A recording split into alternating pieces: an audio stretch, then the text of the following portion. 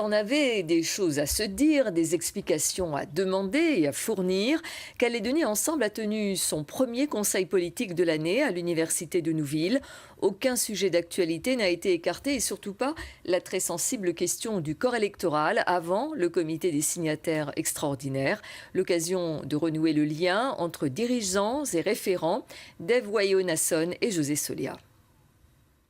Ils ne s'étaient pas vus depuis 9 mois, autant dire que les référents de Calédonie Ensemble avaient beaucoup à dire. Dans cet exercice, pas de langue de bois, les questions fusent. Salaire des épouses collaboratrices, absence de communication.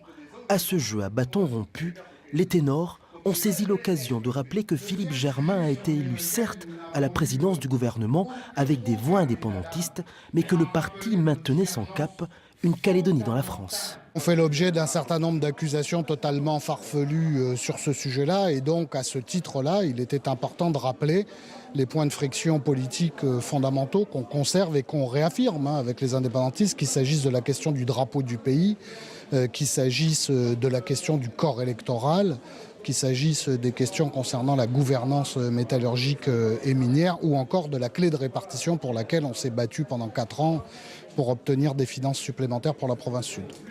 Autre thème évoqué, le comité des signataires extraordinaires qui aura lieu le 5 juin prochain sur la question notamment du droit de vote. Le parti entend revenir sur certains points. Il y en aura essentiellement 2. Celui de l'automaticité d'inscription des personnes nées en Nouvelle-Calédonie mais qui ne sont pas de statut civil coutumier, vous savez. Pourquoi on a manifesté d'ailleurs et on s'est exprimé à la fois au Congrès et devant le Premier ministre.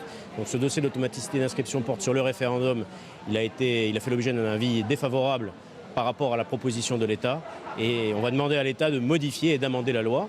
Et ensuite, on va porter aussi un autre message qui nous tient à cœur, c'est celui sur le corps électoral pour les provinciales. Le comité extraordinaire va servir à quelque chose dans la mesure où les indépendantistes vont camper sur leur position. C'est en tout cas notre objectif. Ils ont déjà exprimé leur volonté d'élargir l'automaticité d'inscription, donc on va parler de ça beaucoup. Sur le corps électoral pour les provinciales, le sujet sera peut-être un peu plus long, mais l'État a aussi un rôle à jouer, donc on est quand même optimiste. Raviver la flamme des référents, voilà le but de ce conseil politique. Les éléments de langage ont été soigneusement élaborés. À eux maintenant de relayer le message auprès des adhérents et des sympathisants. Pour ce grand rendez-vous, une grande absente, Sonia Lagarde, la députée maire de Nouméa.